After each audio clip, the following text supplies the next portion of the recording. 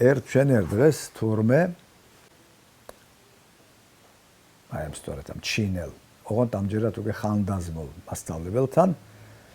ევროპელი ახალგაზრდა კაცი მივიდა და ეკითხება მე ვარ ჩემი ქვეყნის ჩემპიონი კრივსა და წესების გარეშე ორთაბრძოლაში თქვენ კიდევ რა შეგიძლიათ რომ მასწავლოთ ცოტა ამპარტავნება ჩანს რა კითხვაში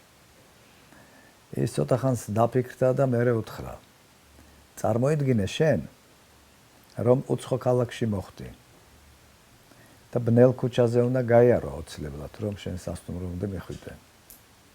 ამ ქუჩაზე კი გელოდებიან ძარცველები რომლებსაც ერთი სული აქვთ როდის მოგიხელთებენ